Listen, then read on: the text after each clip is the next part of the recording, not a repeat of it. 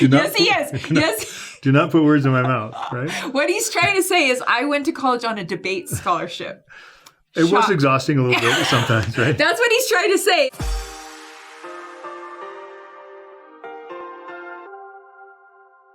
Hello and welcome to The Middle. I am Ganel-Lyn, your host, and I am so thrilled to introduce you to my boyfriend. Hi, I'm Rob.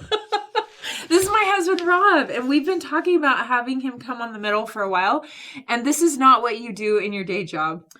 This is as far from my day job as we can possibly get. So tell our audience a little bit about you. I'm an introverted accountant.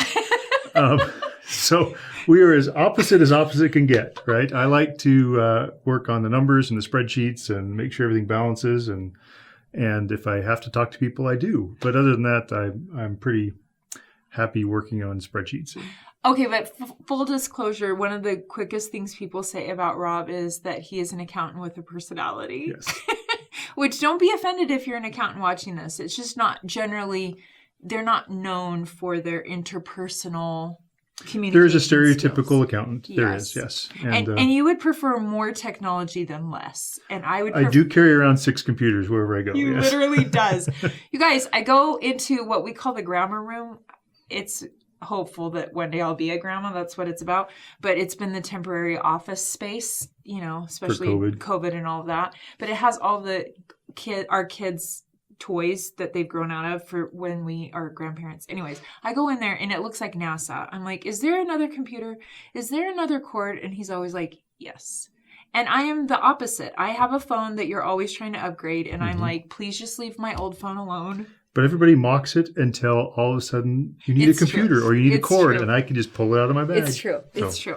We've been married. June 1st will be 30 years. Mm-hmm. And I just turned 50, which our middle viewers know about because that's kind of the basis of the name of the show. Do you want to tell everyone how old you are? I am almost 53. Yes, at the time of this taping. And I'm going to just say this. We have a differing opinion about the gray that is showing up in his beard and his hair. I happen to adore it and love it. And I think, Rachel, yes, women will agree. No. Women always agree. He doesn't love it, but I think there's just something in our society that men get older and they're considered more attractive. Yes or no? Yeah. I'm getting yes for that. And so I would just say after 30 years of marriage, we wanted to have you come on The Middle and just talk a little bit about marriage in general and what you've learned in your wealth of experience and knowledge. We came from very different families of origin. Mm-hmm. Tell us a little bit about the Condi growing up years.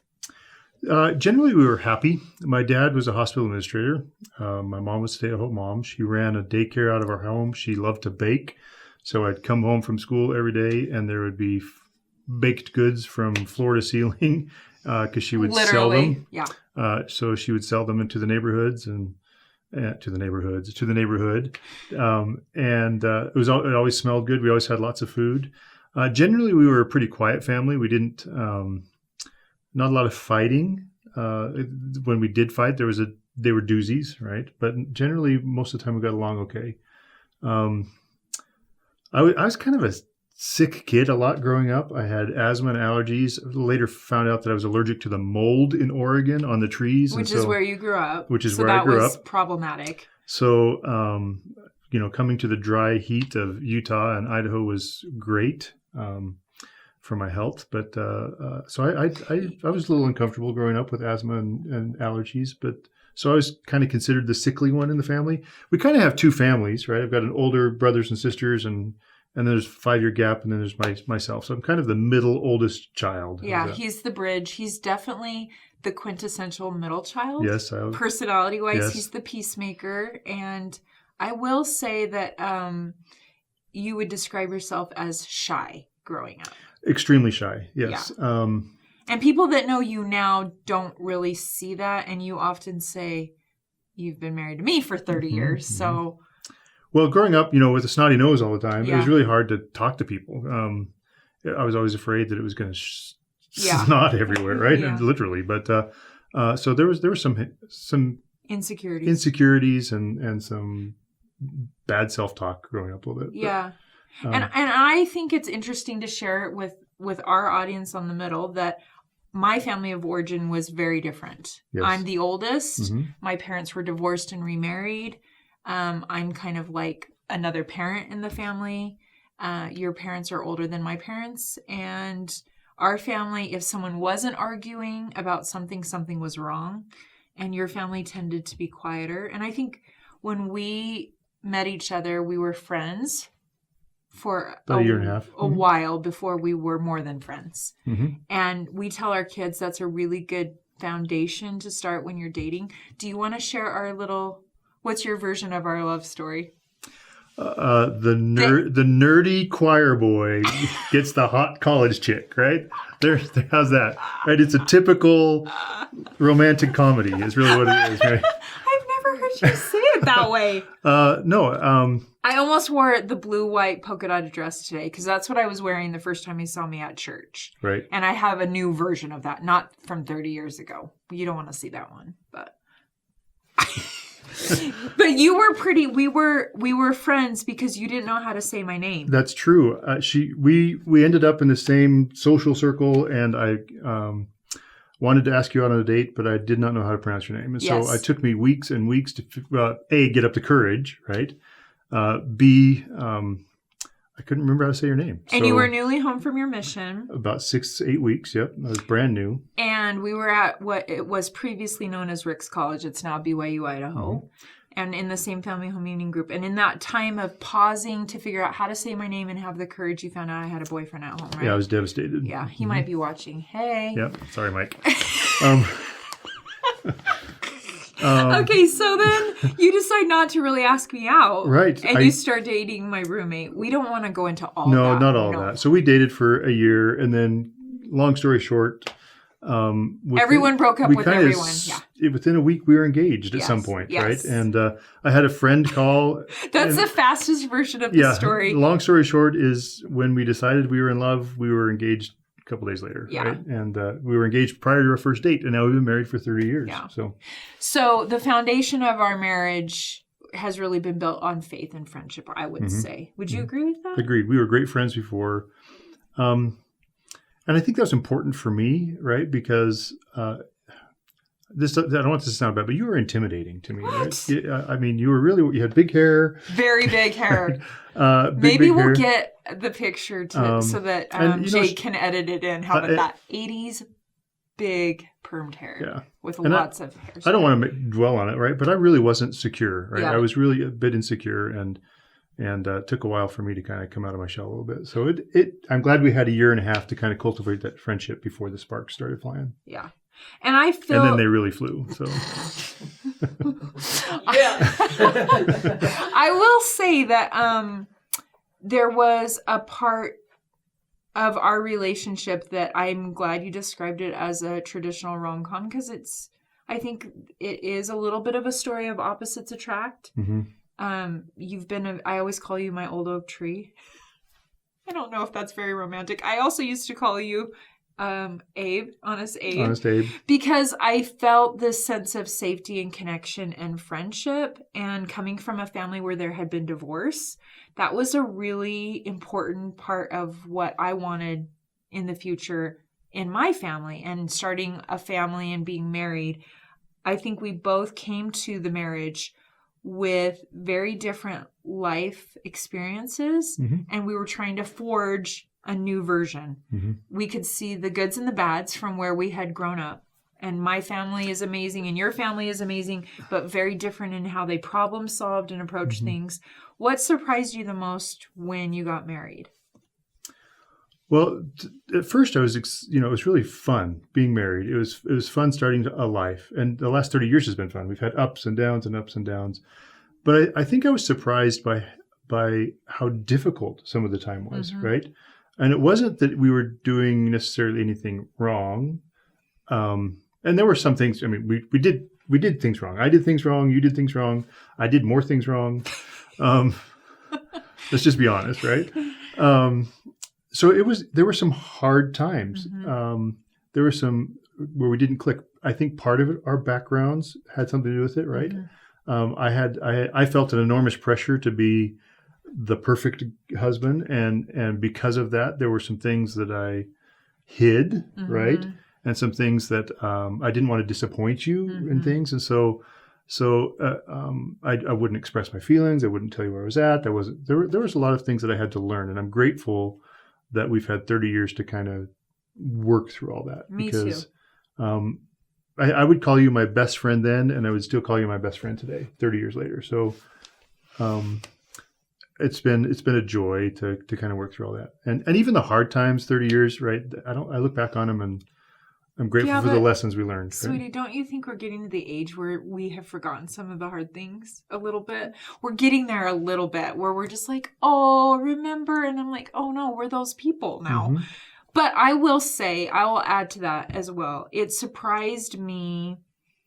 Well, first of all, the fun part was like, I remember thinking like, we don't have to tell our parents that we're still awake and it's 2 a.m. and we're going to go on vacation. We don't have to ask anyone's permission. Like, I love that we were married, but we did hit some pretty rough spots, especially the first few years where we had to unlearn some things. We had to face our own junk.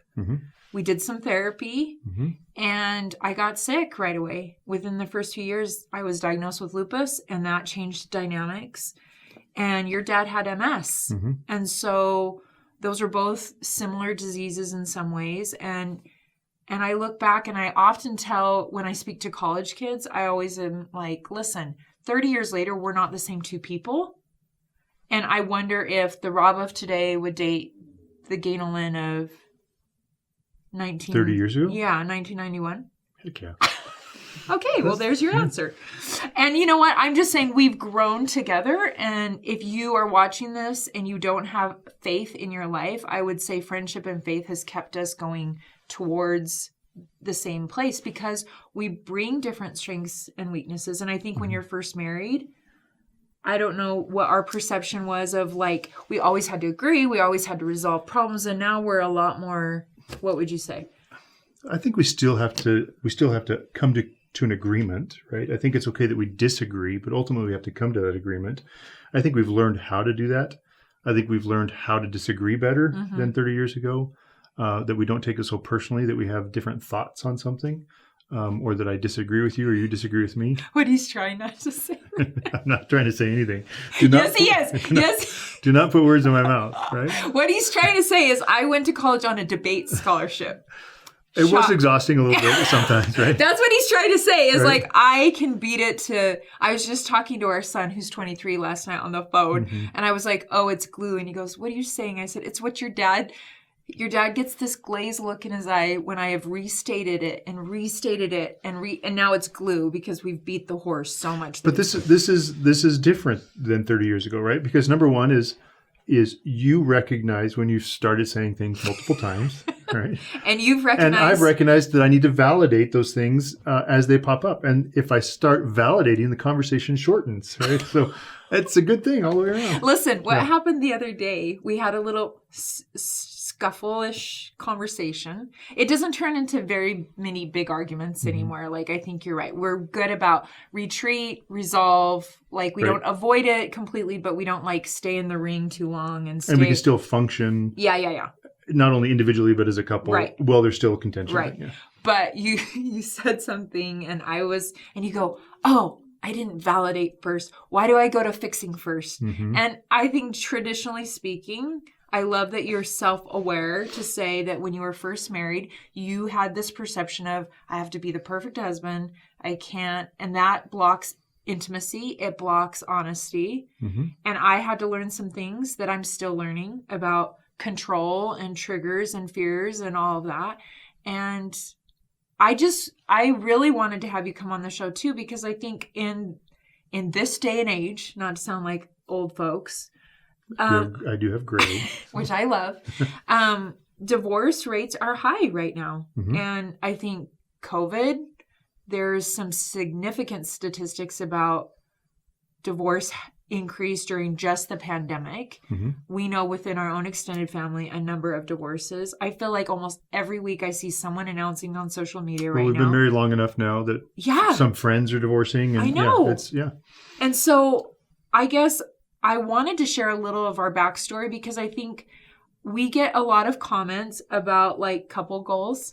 that hashtag that Mhm. people see our marriage and I think they sense, but we've worked really hard at it. We've been intentional. Mhm. We've gone to therapy when needed, and we've learned to embrace that we are different in the way we approach things. Right? And I think we're not done. Right. Yeah. I think we both recognize that we still have to work on it every day. Yeah. We are a year or two away from being empty nesters. Stop right? it. I know. Sorry. And in some ways, I'm really looking forward to that time. And some days it's going to be dreadful. Because our daughter's pretty awesome. She's awesome. Yeah, we don't really want and her I to love leave. Cameron coming around, but he'll start to have his own thing.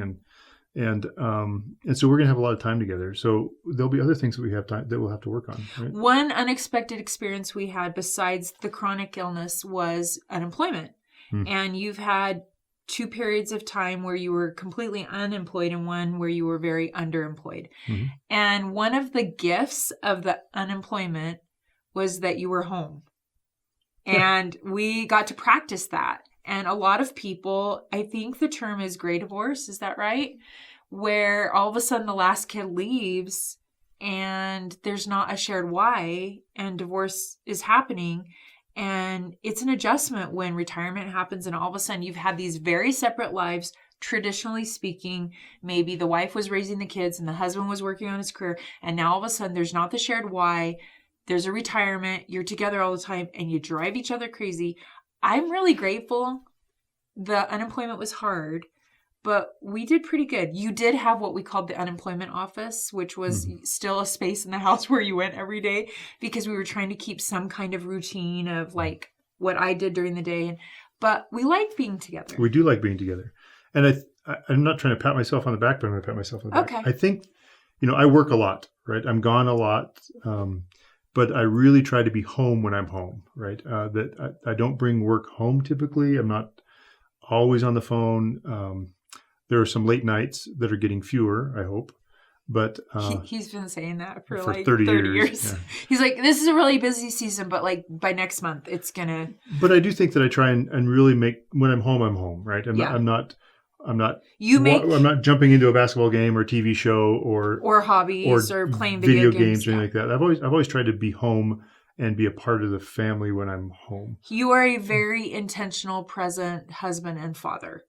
You take our daughter on a date every week. You did that with our son. Your secretary, your administrative assistant, is that what we executive call it? Assistant? Yeah. Oh, executive assistant. Hi, Caitlin, if you're watching. She said the first thing she loved when you interviewed her and talked with her is that you told her, if there's a phone call from my family, my wife is priority, my kids are priority. And it's true. You work very hard.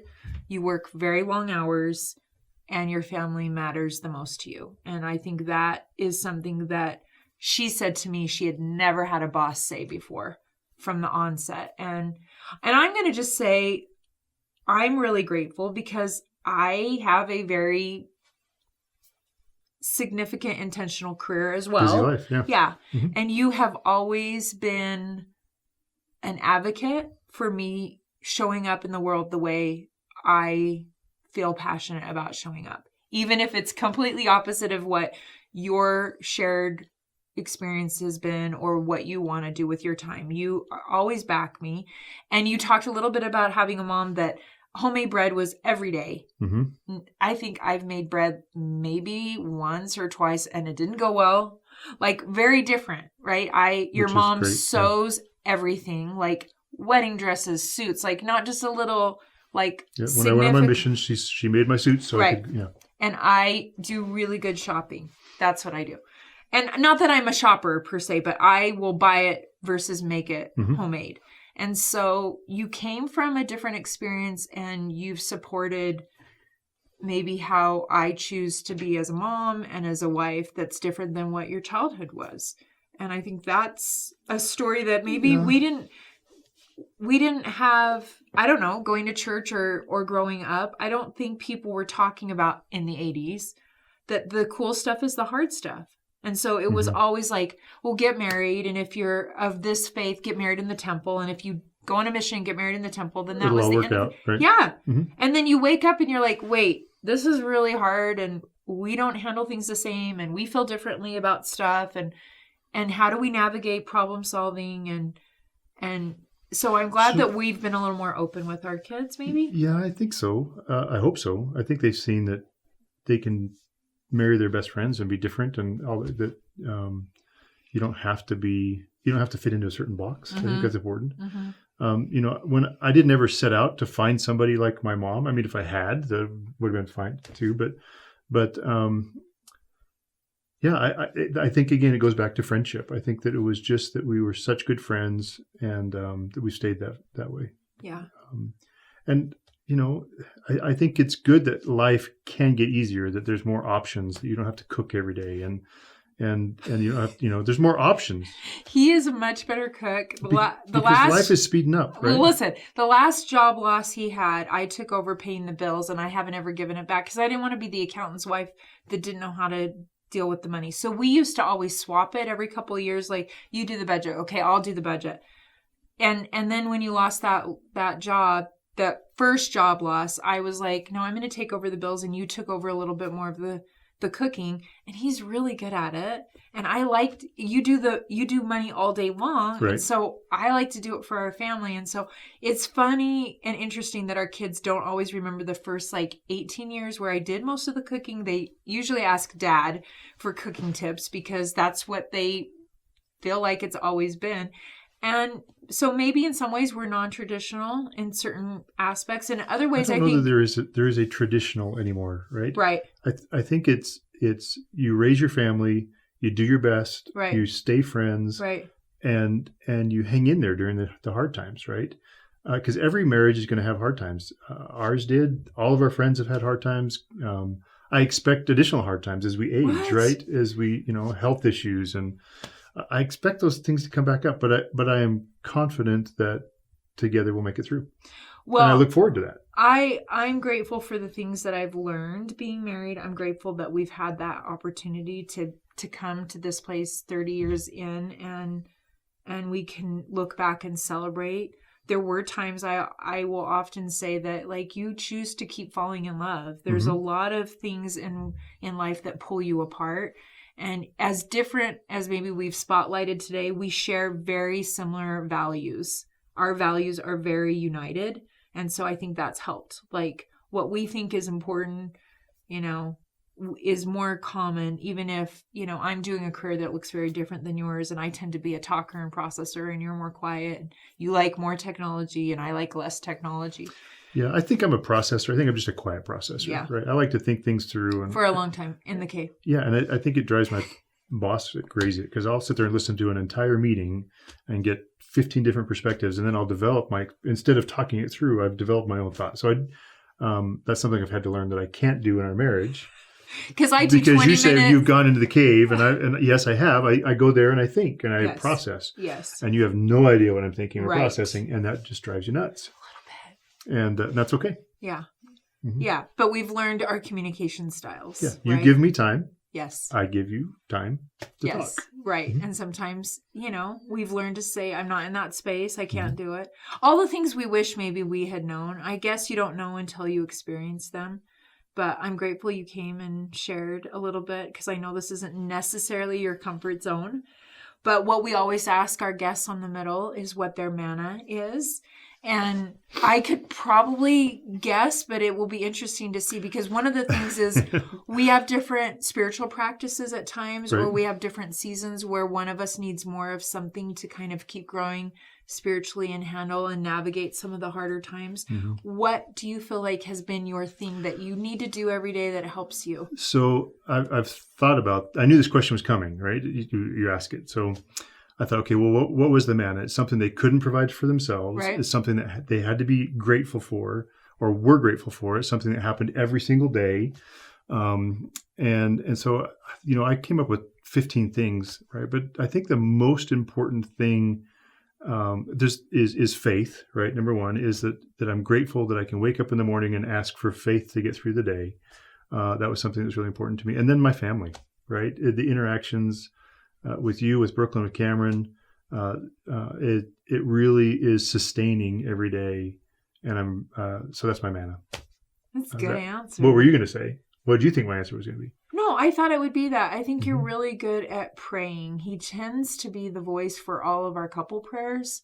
And so I think you do have a very powerful, like, knowing in your faith that you just have this, like, steadiness to your faith. And I'm not saying you haven't questioned things and that you don't question things, but when you pray with that sense of, I'm going to pray and Heavenly Father's going to hear it and we're going to be okay today.